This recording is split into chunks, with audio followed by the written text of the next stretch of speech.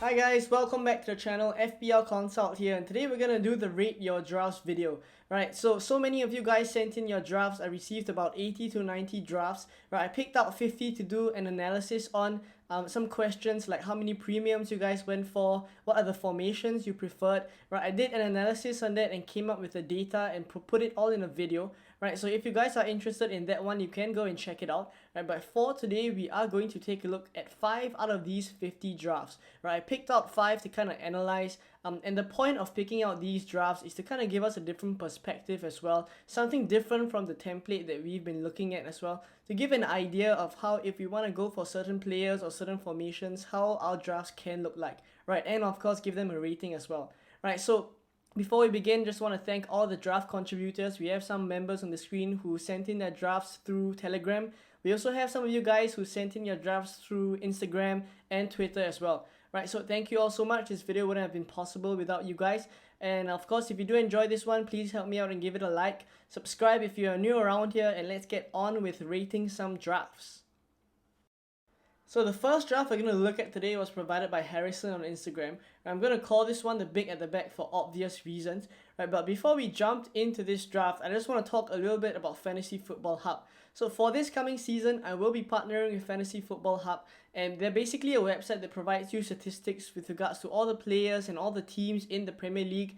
And on top of that, they have useful FPL articles for you and also team reviews by experts, right? And the particular tool that I'm using for today's video, right, is the Rate Your Team tool, where they basically predict points for your team based on the players that you have selected and thereafter give you a rating, right, as shown right beside me here. So later on, I will be elaborating on this data, but if you want to support the channel and also support Fantasy Football Hub, you can click the link in the description below to get 50% off your subscription today, right? So let's get into this draft proper, right? And the reason why I called this big at the back is for obvious reasons. Harrison has gone for 5 defenders at the back, right? And I actually think that this is a really strong team because it is kind of the 5-3-2 template, if you ask me, right? And a lot of people are going big at the back because the value is actually in the defenders, as we've seen. The data from last season has already told us that defenders generally have more points per million, right? So if you take a look at this team here, there's Mendy in goal, there's Perisic, Trent, James, Cancelo, and Zinchenko at the back line, right? And this whole back line is stacked. I really like this back line, right? And on top of that, he also has a keeper that has a good potential for clean sheets as well in Mendy, right? 5.0 million, so that's also a bargain, right? Mendy used to be 5.5 mil, so I really like this back line, right? And if you take a look at the midfield as well, it kind of ticks all the boxes, where there's Salah, who is an essential in my opinion, and then there's the 8 million midfielder in Saka, right? And lastly, that cheap budget enabler in the midfield in Neto, 5.5 mil. Right, so up front as well, he's also gone for Jesus and Kane. Right, Jesus also is someone I feel is important to have, and Kane is the 11.5 million striker spot that really can just be Haaland actually. Whichever that you guys prefer, whether it's Kane or Haaland, right, that 11.5 million spot can go to whoever, right? But in essence, this 5-3-2 formation is kind of a template for the big at the back, and that's why I really like it as well. I initially started on this template before I actually moved over to a 4-4-2, where I released a video recently explaining why I've gone for that, right? But I totally appreciate and understand why a 5-3-2 is good as well, and it can be seen in this draft by Harrison, right? So on the bench as well, he has some enablers in Andreas and also Callback, right? So basically, this whole team, I really like it. I'm giving it a 9 out of 10, right? And let's take a look at Fantasy Football Hub, and they've given it a rating of 87% as well, right? And that's because they have actually predicted that in game week 1, this team would score 64 points, and on top of that, from game week 1 to game week 8, this team is predicted to get a total of 511 points, right? So in essence, getting 64 points in a week, I feel is already good, right? To have a kind of a benchmark, I feel like anything above 60 every week is a good score, right? So if you do the math and you take 511 divided by 8, right, that's already more than 60, right, on average. So I do think that this is a good team. The numbers also back it up, right, as shown by Fantasy Football Hub. So I do like this team, big at the back. And those of you who really like this template as well, you can kind of tweak some players in and out. Maybe Saka out for Diaz if you kind of want that Liverpool triple up, right? But if not, I really like this team. And let's take a look at the next draft. So the next draft we're going to look at was provided by Dan, and I'm going to call this the KDB draft, right? So obviously KDB is in this draft, right? And I think that he has been really underselected in pre-game week 1, right? Up till now, his effective ownership is still really low, right? And he could prove a differential, so it is important for us to at least consider how a draft with KDB would look like, right? So down here, Dan has very kindly done it for us. So Sanchez in goal, Gabriel, Trent, James and Robertson at the back. So the backline seems pretty fine as well. In the midfield, he has De Bruyne, Mount, Vissa, and Luis Diaz, right? And the biggest player missing from this midfield is obviously Mo Salah, right? But if we want to go for De Bruyne, we probably can't go for Salah as well, right? Or else we're gonna have to suffer in other areas like the forwards as well. But what Dan has in front, right, up front is Jesus and Kane as well, right? So even though he has KDB in his draft, right, he hasn't sacrificed on the forwards up front, right, and the only jarring player I would say missing from this draft is Salah, right? So in essence, it kind of feels as if for Dan right now, it's either going to be Salah or KDB, right? And for me, I do feel like Salah is kind of a non-negotiable, right? And given that Kevin De Bruyne's ownership is still low, right, whether he pops off or not, it may not affect our rank that much, right? Not a lot of people are going for him, so it would kind of be safer to go for Salah, who if we don't have and he kind of pops off, then we would just be, you know, behind a lot of players who already have Salah and are captaining him, of course, in Game Week 1, obviously. So that's why, for this reason, I'm going to give it a rating of 7.5. But it is also good for us to kind of take a look how the draft could have looked like, right? And also, let's take a look at Fantasy Football Hub, right? 83% rating, 63 points in Game Week 1, and also 496 points from Game Week 1 to Game Week 8 is the prediction. So down from the previous draft. And you know, that could be due to a lot of different reasons. And I'm going to pick out a player that I think could be changed, which is Vissa, right? So Vissa, I think, could be changed to maybe Neto. I think that would really help to improve the predicted points and also the total points you can get from Game Week 1 to Game Week 8, because over the course from these 8 game weeks, I do think like Neto is in store for more points than Vissa, right? Wolves' run is really good. Neto is performing really well, very attacking player as well. And yeah, even Leon Bailey can also be considered, right? Where Aston Villa have a very good first 3 game weeks, right? And thereafter, you can kind of swap between Neco Williams on the bench and Leon Bailey as well, right? So those are some improvements that Dan can make from his draft. And if you guys are considering this team, right, let me know down in the comments whether you prefer to go for De Bruyne or are you going to go safe and you're going to go with Salah.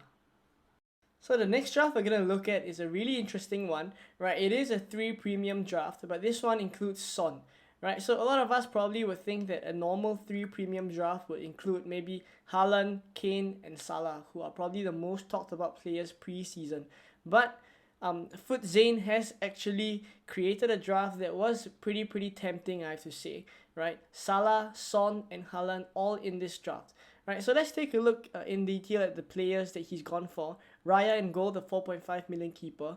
James, Doherty, Trent, Tomiyasu, and Trippier, right? The only player I don't really like is actually Doherty. I actually prefer Perisic in that position. But if there wasn't enough funds, then obviously that's why Doherty had to come into play, right? But if you're gonna go for that kind of price range, then I actually do prefer other cheaper defenders who could provide more value, right? Like maybe Johnny from Wolves, right? So let's take a look at midfield right now, and there's Neves, Salah, Saka, and Son, right? So I like everyone except Neves in this midfield because I do think like Neves is a defensive mid, right? We don't really want defensive midfielders. We want attacking players who can get assists and goals for us, right? So once again, a Neto or maybe a Leon Bailey. And there are also other options like Jacob Ramsey or even Anthony Gordon from Everton as well, right? So the reason why I like the rest of the midfield is because there's Son and Salah, and of course there's Saka, the 8 million midfielder who holds that price point for us to move off to maybe a Mason Mount or Phil Foden if we need to, right? And up front there is Haaland, really high effective ownership now, so probably going safe by having him because you're already going for Son, right? So if you're going to go for Son and you're not going to go for Kane, then definitely up front it makes sense to have Haaland, right? But the player that he is missing, I would say, is Jesus as well, right? And on top of that, he was also missing some Manchester City defensive cover, right? So these are the areas where he's kind of lacking, and if you're able to find some funds from maybe downgrading Neves to a Leon Bailey, that gives you 0.5, right? And thereafter you can maybe upgrade Doherty to a Ruben Diaz, right? So these are the changes that I will make to kind of improve the team and possibly give it a higher predicted score than it is going to get now, right? Fantasy Football Hub actually predicts it to get 487 points, right? So possibly if we have some Manchester City defensive coverage there, that could improve as well, right? So but otherwise, really like this draft still, right? 7 out of 10. So the next draft we're going to look at is a 1 premium draft, right? A really special 1 premium draft, right? It's sent in by a member of the channel, right? Ashton sent in his draft through Telegram, and the moment I saw it, it was pretty different, right? And I think that it was good to have it on this video because a lot of us are actually going for 2 premiums. Some of us are even thinking about 3 premiums. But when I saw this draft, it is actually pretty tempting as well, right? So this 1 premium draft, it allows us to have value in other areas, of course, right? So there's Mendy in goal. There's a very decent backline in Trent, Cancelo, Robertson, and Chilwell, right? Chilwell and James can just be interchanged. They're both 6 mil, right? And then in midfield, this is where the value actually comes in. He has 2 £8 million midfielders in Mount and Mahrez. And then he has Martinelli, a good enabler at 6 mil, and then his premium is Salah. So this is a pretty strong midfield, right? There's 2 £8 million midfielders in Mahrez and Mount, right? And there's also that flexibility to move off to Maddison or Foden if needed, right? And then up front, there's Tony and Jesus, right? So one look at this draft and we know the players that are missing are the Tottenham attackers, right? There is attacking coverage in Mahrez for City, right? Even though there's no Haaland, there's at least Mahrez, but there are no Spurs attackers, and I do think that Spurs attackers are in for some returns, at least in the first 8 game weeks, right? And I do think that it will be greater than maybe Mount or Tony, right? Either a Son or Kane, I do feel are in store for more returns than Mount or Tony. So that's why I would say that a rating of 7.5 is fitting for this draft that does not have a Spurs attacker, right? But for those of us who are willing to go without Spurs attackers, then this is the 1 premium draft that you can kind of consider, right? Fantasy Football Hub has given it a rating of 84% and also total predicted points 515. So that's pretty decent as well. So the numbers do kind of back this up. But the question I would be asking myself is, if I go without Kane and Haaland who has very high ownership, and Kane who has a good run of fixtures, his preseason is quite good as well, right? So am I able to cover the scores of Haaland and Kane with the players that I have here, right? If you do think so, then you can go for this draft. So the last draft we're going to look at is the 3-4-3. Now, once again, a very unique draft, right? One that probably isn't very popular out there because a lot of us want to go big at the back.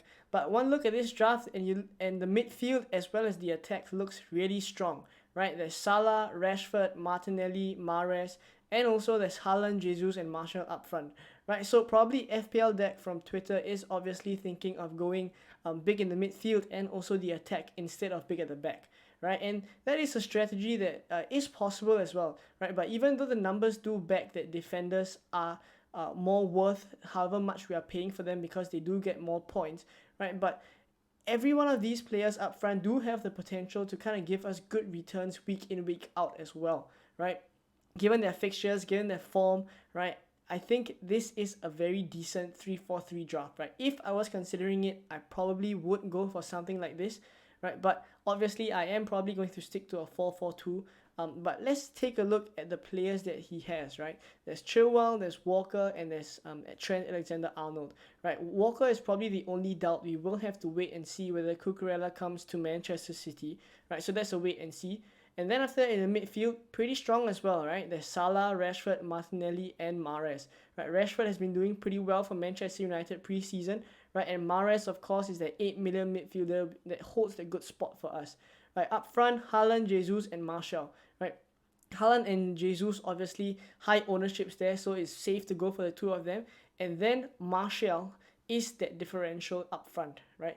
As I've said just now, Manchester United have been doing well pre-season. Martial especially, right? 3 goals in 3 pre-season games, right? So in good form as well. He wants to stay in Manchester United. They want him to stay as well. So in essence, a very strong midfield and a very strong attack, right? So obviously this whole draft is focused on more on the attacking side and less on the defensive side, right? But this is an interesting way of thinking about it, because a lot of us are thinking of going 5 at the back, 4 at the back. But for this draft, I really like it. And on the bench, there's also Tomiyasu if we kind of want to rotate there. So there is that flexibility there to kind of rotate between the formations as well. Yet at the same time having good attackers in midfield and up front.